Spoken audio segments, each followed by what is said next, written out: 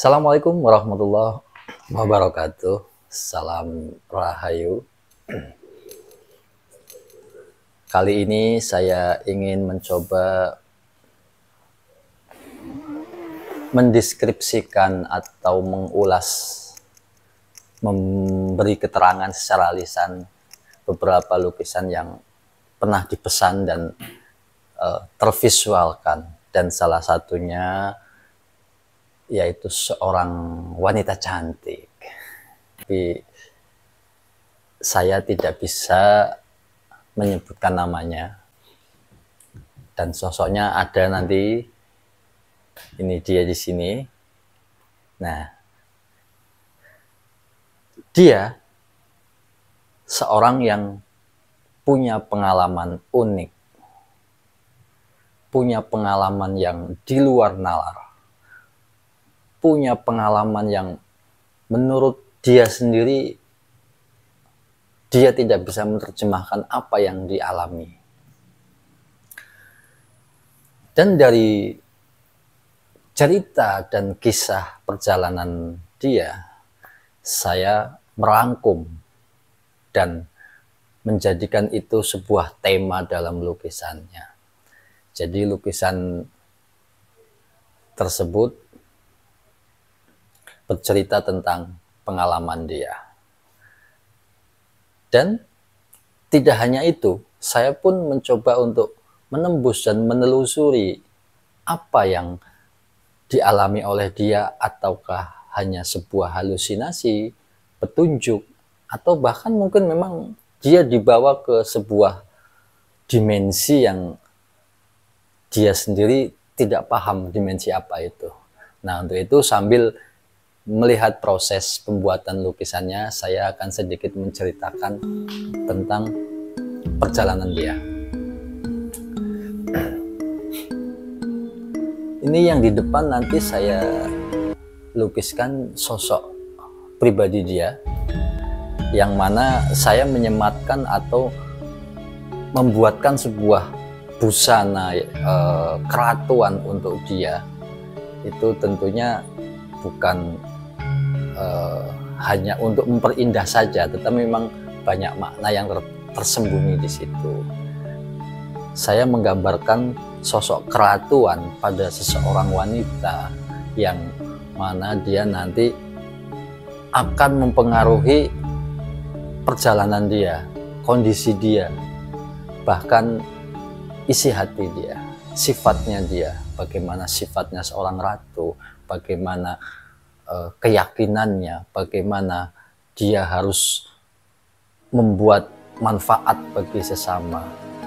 Jadi sifat-sifat keratuan yang dia pelajari, yang dia akan nanti pahami, bisa melekat dalam dirinya, setidaknya untuk pribadi dirinya. Lalu apa saja yang di belakang dia? Apakah ini sosok kodam-kodam yang mendampingi dia? Yang pertama, saya melihat ada sosok naga di belakang dia sebagai satu pagar gaib yang mana dia melingkari dirinya ketika ada satu serangan energi negatif yang akan mempengaruhi dia.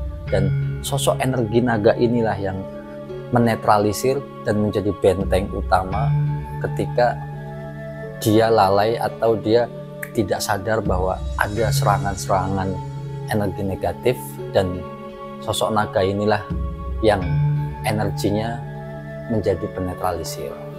Lalu ada sosok Nyai.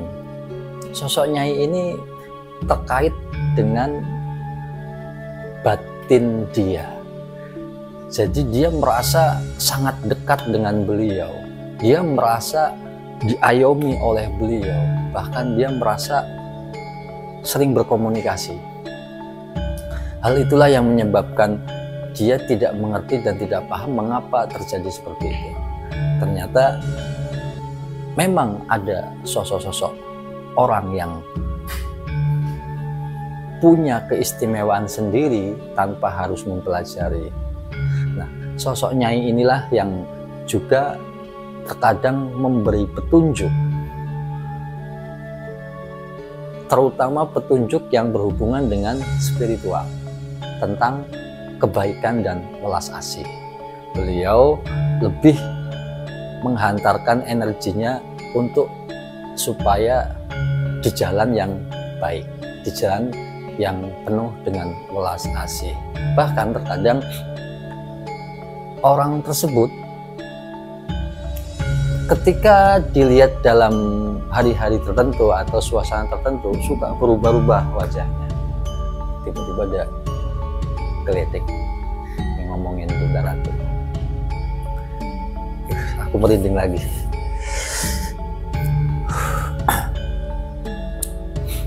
Jadi memang ada ya orang-orang yang secara batin itu terkait dengan Nyai atau Bunda Ratu sebagai ikatan batin, walaupun tidak langsung menemui secara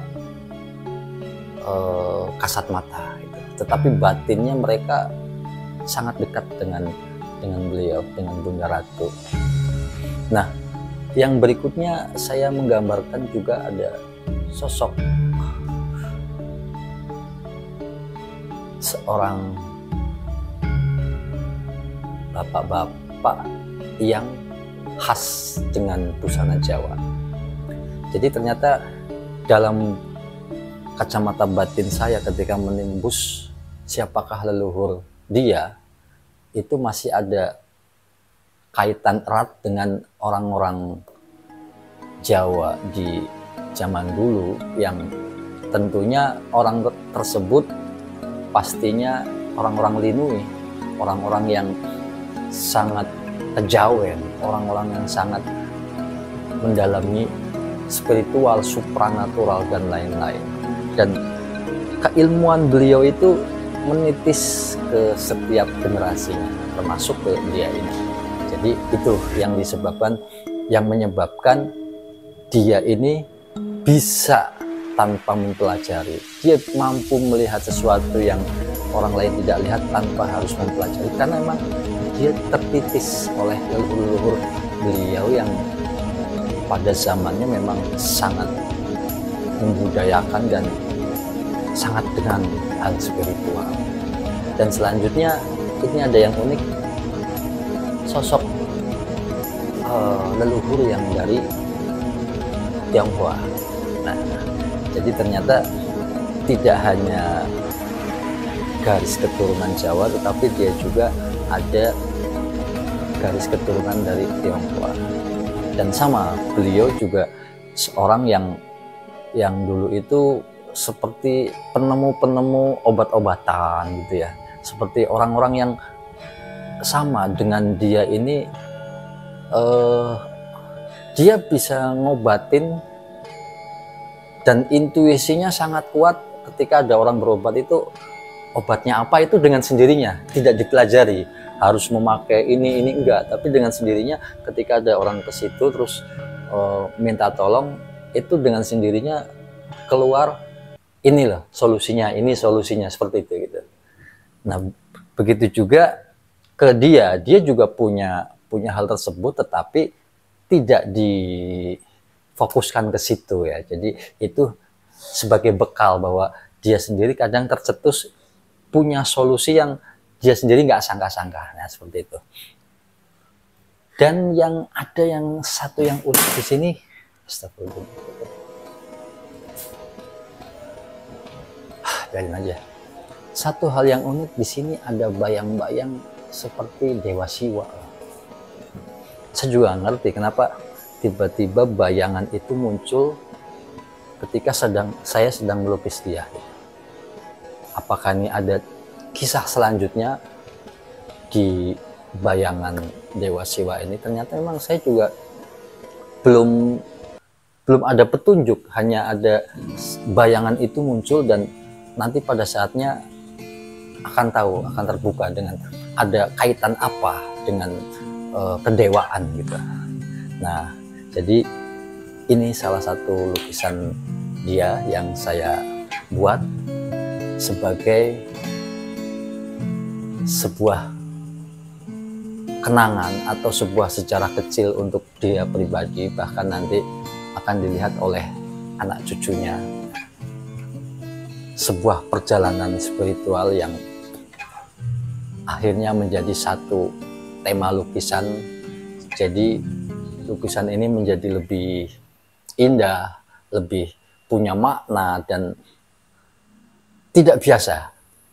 Nah, buat kalian yang punya pengalaman-pengalaman unik yang mungkin di luar nalar, yang punya pengalaman-pengalaman spiritual atau mimpi-mimpi aneh dan pengen deh abadikan di dalam lukisan gitu, mungkin akan lebih indah dan lebih mengena pada diri orang yang punya pengalaman tersebut. Jadi kalau mau dilukis seperti ini, silahkan, ada nomor telepon di deskripsi.